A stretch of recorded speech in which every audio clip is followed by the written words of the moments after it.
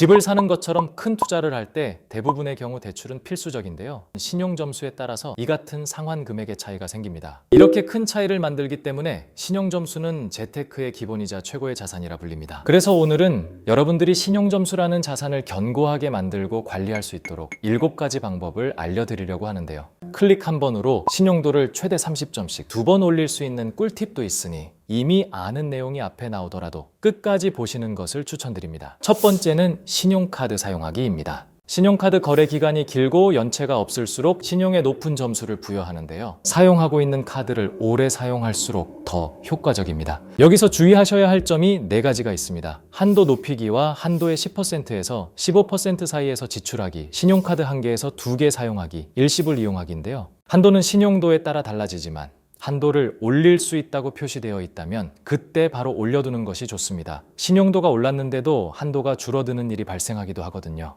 또 금융사에서는 일정 금액을 꾸준하게 사용하는지도 신용평가 중요 요소 중 하나로 사용합니다. 한도의 10에서 15% 사이로 과하지 않게 지출하는 것이 중요하며 한도의 30% 혹은 50%씩의 큰 지출이 생기는 일은 주의해야 합니다. 남은 한 가지는 신용카드 한 개에서 2개 사용하기인데요. 실적 카드의 혜택이 좋더라도 신용관리를 하는 분이라면 신용카드를 2개 이하로 사용하는 것을 추천드립니다. 앞서 말씀드린 4가지는 건전하고 안정적인 신용거래 이력을 만드는 행동의 일환이니 꼭 기억해 두시기를 바랍니다. 두 번째는 리볼빙 해지하기입니다. 리볼빙의 뜻은 일부 결제 금액 2월 약정으로 신용카드 결제 금액의 일부만 먼저 갚고 나머지는 미뤄서 갚는 서비스라는 뜻인데요. 리볼빙 확인 시 약정 결제 비율이 100%로 되어 있으면 2월 없이 카드값 전액이 결제되고 30%로 설정되어 있다면 당월에 30%만 결제가 되고 남은 70%는 다음 달 결제 금액으로 2월이 됩니다. 리볼빙을 오랜 기간 쓰다 보면 신용평가기관에서 부정적으로 평가하여 신용도에 악영향을 끼칩니다.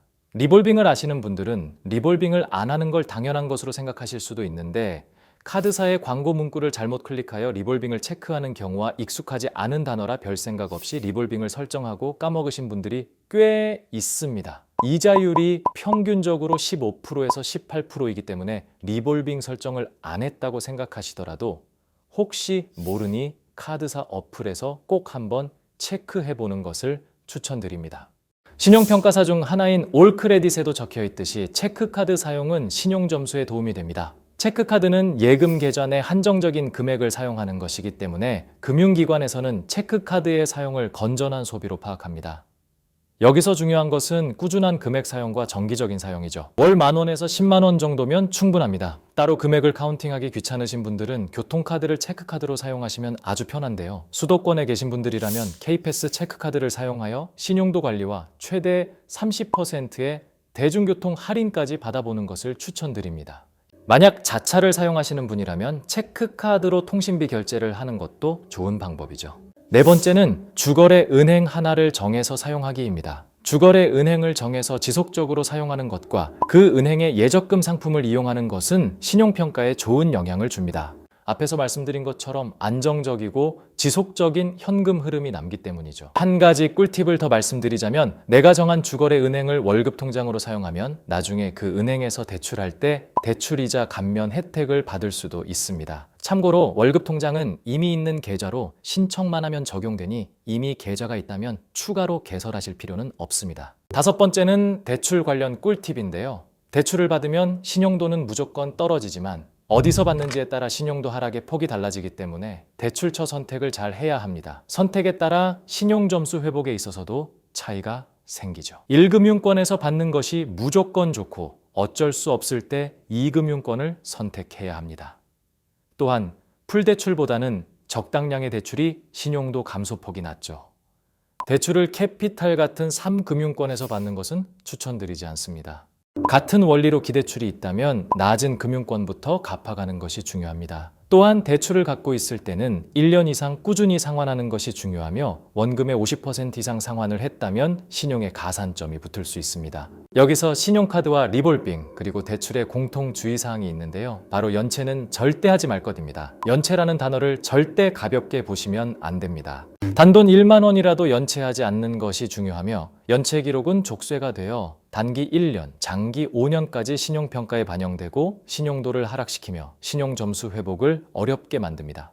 연체는 영업일 기준 5일 이상부터 신용정보사와 은행 카드사에 공유되게 되는데요. 그냥 연체 관련 문자가 오거나 연체 알림이 온다면 그 자리에서 바로 처리해버리는 것이 좋습니다. 여섯 번째는 설문조사 한 번으로 신용점수를 최대 30점 올릴 수 있는 방법입니다. 올크레딧이 운영하는 웹사이트에 들어가서 신용성향 질문을 클릭하여 설문조사에 응하면 됩니다.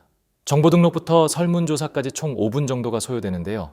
설문조사만 하시더라도 최대 30점까지 얻을 수 있습니다. 같은 맥락의 질문에 일관성 있는 대답을 하는 것이 중요하죠. 재시험은 12개월 이후 가능하니 주의하셔야 하며 연체 이력 정보가 있는 경우 가점이 제공되지 않을 수 있습니다. 하지만 현재는 설문조사가 개정 중이라 8월부터 다시 이용이 가능합니다. 이용 가능하다고 공지가 뜨면 누구보다 빠르게 유튜브 커뮤니티로 바로 알려드리겠습니다. 마지막 7번째는 어플을 통한 기록 제출입니다. 대표적으로 카카오, 토스, 네이버가 무료로 이 기능을 제공해 주는데요.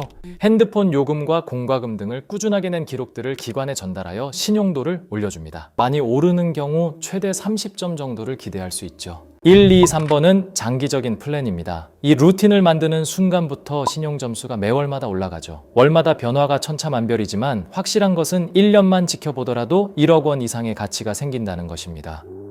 6번과 7번은 단기적 플랜입니다. 그냥 실행만 하더라도 올라가는 점수죠. 6개월이나 1년 주기로 해주신다면 올랐던 신용점수가 유지되거나 점수가 추가로 오를 수 있습니다.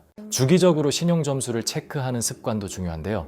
신용점수로 달라지는 대출 및 이자 금액과 조건들을 비교하며 내 신용자산이 올라가고 있는 것을 게임처럼 즐기는 것도 좋은 방법이죠. 만약 여러분들만의 신용도 관리 꿀팁이 있다면 다른 분들이 참고할 수 있게 공유 부탁드립니다. 도움이 되는 재테크 이야기로 돌아오겠습니다. 감사합니다.